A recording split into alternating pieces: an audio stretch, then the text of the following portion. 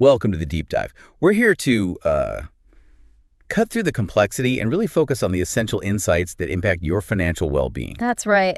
And today we're tackling two absolute cornerstones, Medicare and Social Security. We'll navigate those, often confusing Medicare deadlines, look at the penalties, the lasting financial penalties if you miss them, and explore why reviewing your coverage every year is just so critical. More critical than many people think. Definitely. Then we'll pivot to Social Security.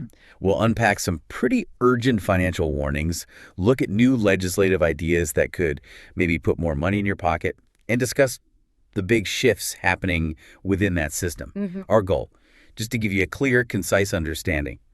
Because these systems, they directly hit your health, your wallet, your peace of mind. With Medicare, that clock starts ticking way faster than you think. It really does. And for Social Security, well, the ground is definitely shifting under our feet. And it's so important to see how connected these systems are. Being proactive, understanding the links, can shield you from some really significant financial pitfalls down the road. It's not just about knowing the rules, it's understanding the ripple effects. Right. Okay, let me start with a personal story. I share this because, honestly, I wish someone had laid this out for me years ago. It would save me literally thousands of dollars. A permanent hit. Oh, wow. Yeah. So I got eligible for Medicare early, before 65, because I receive SSDI benefits disability for blindness.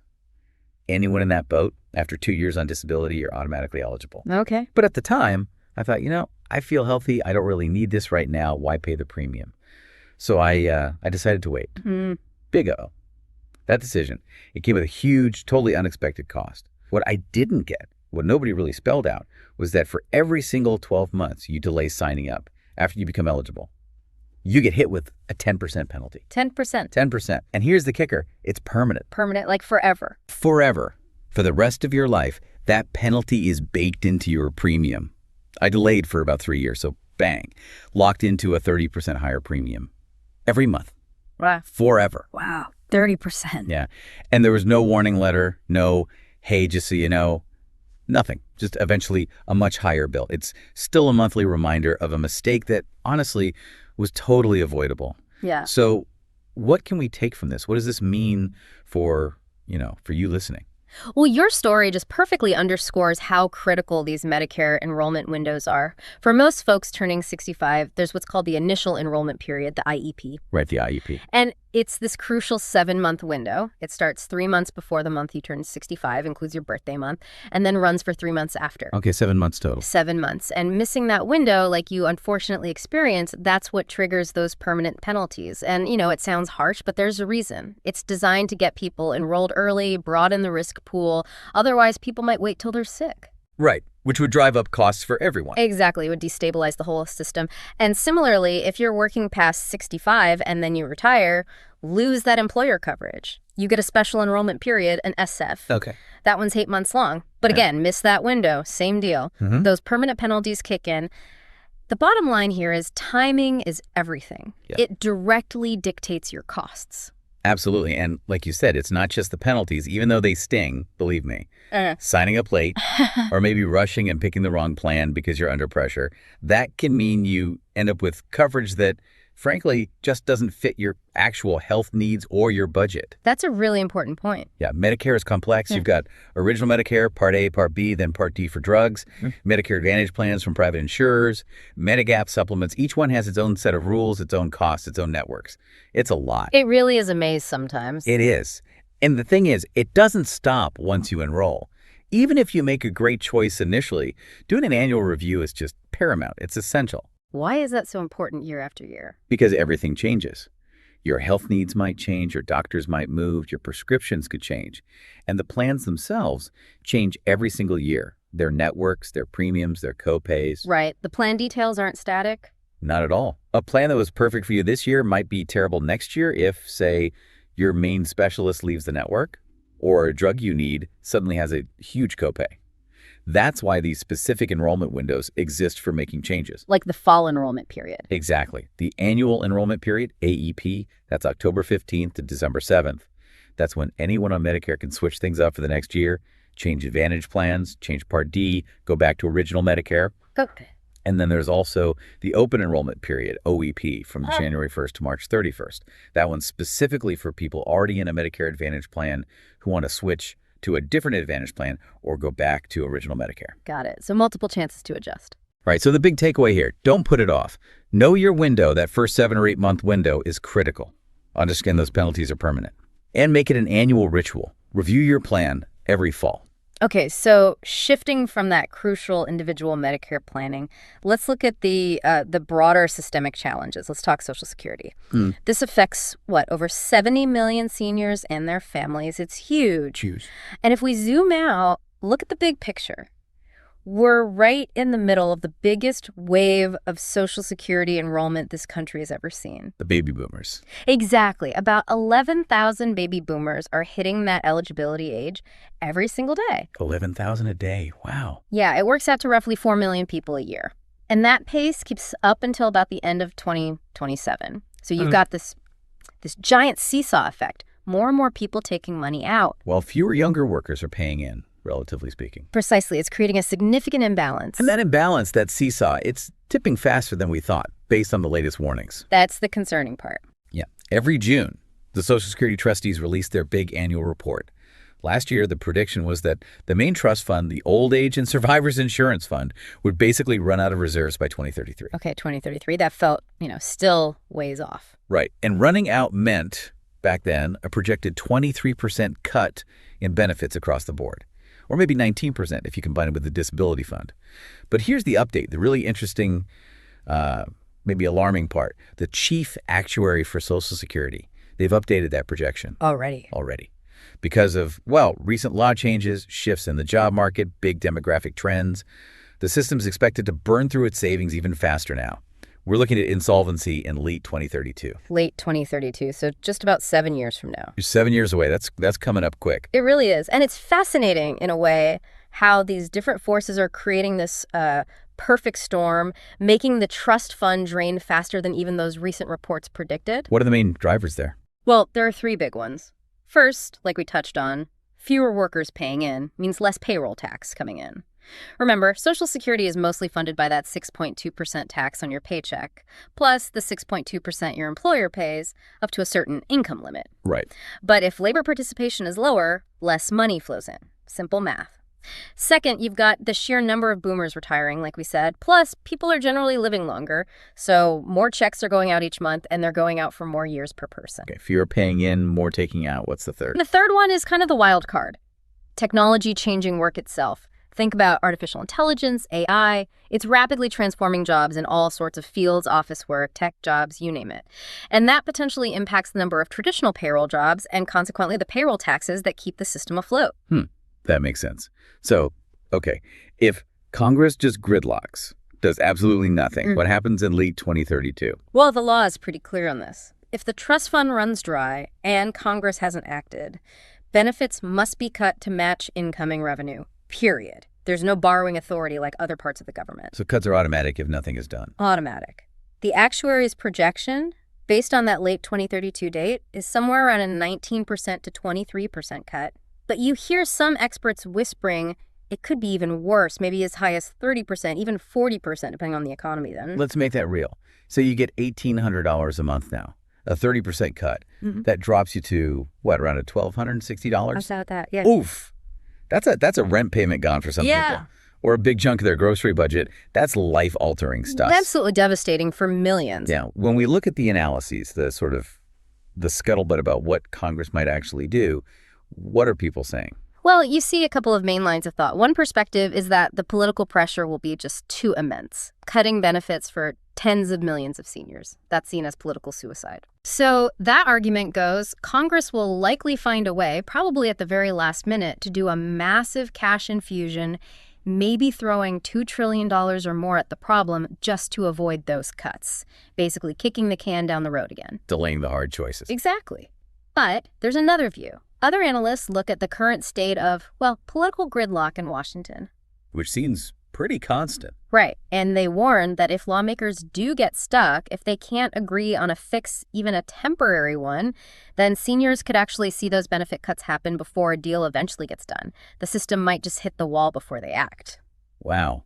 So what's the takeaway for you listening? It sounds like the choice isn't really if reform happens, but how and when.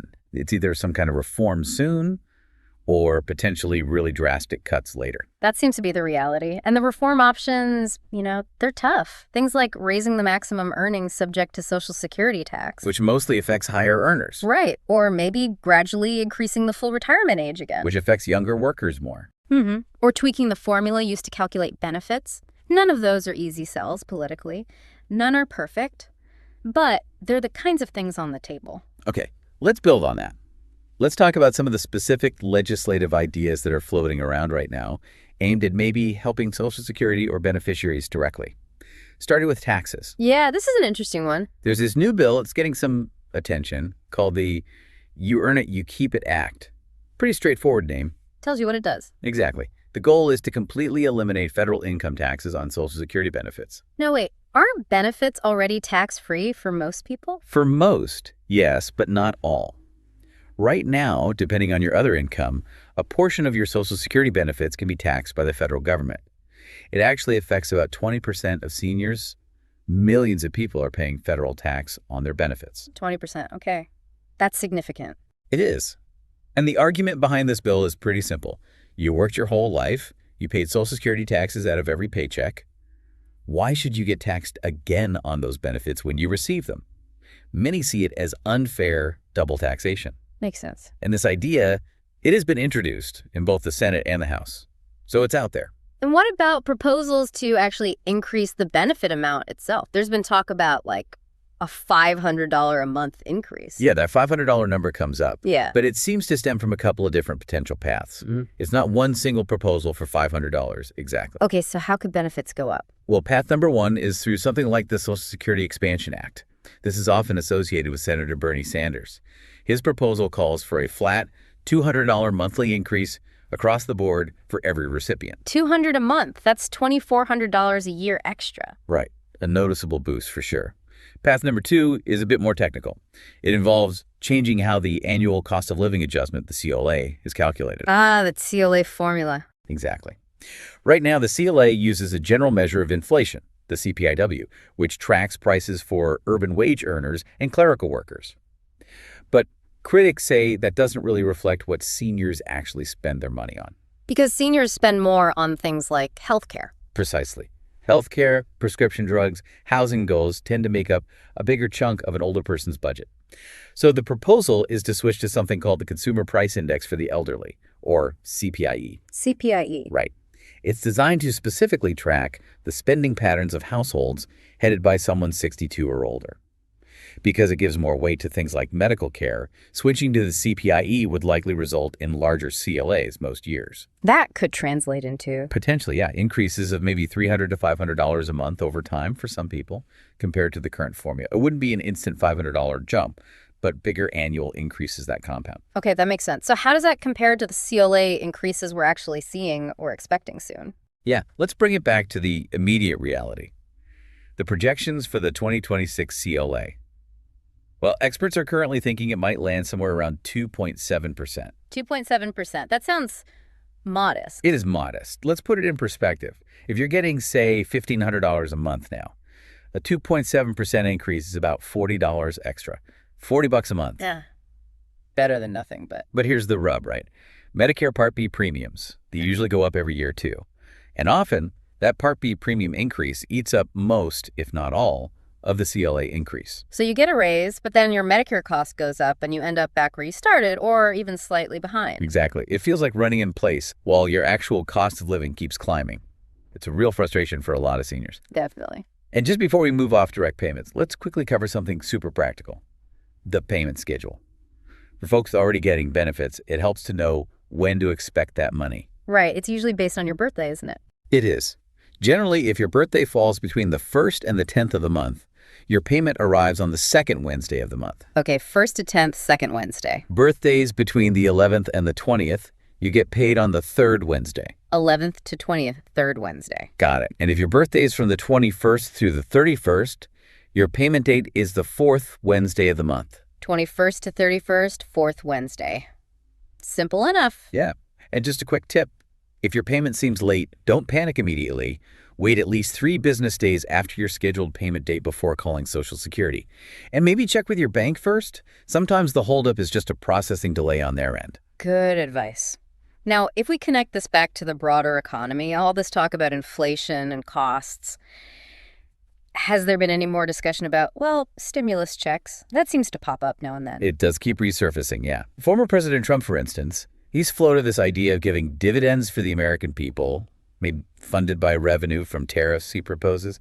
It's still pretty vague, but the idea is out there. Okay, so that's one angle. Any concrete legislative proposals? There is one getting some attention. Senator Josh Hawley introduced something called the American Worker Rebate Act. American Worker Rebate Act. What's in that? His plan would provide $600 for individual adults, $600 for each child, so $1,200 for a married couple filing jointly.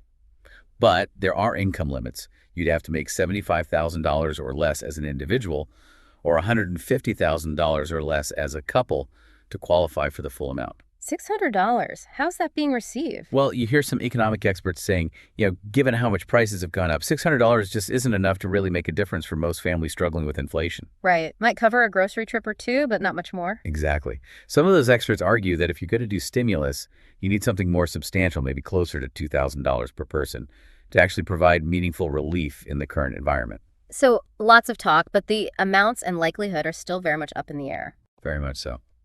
Okay, wow, we've covered a ton of ground today. Let's try to quickly recap the absolute essentials from this deep dive. Good idea. First, Medicare. The big message.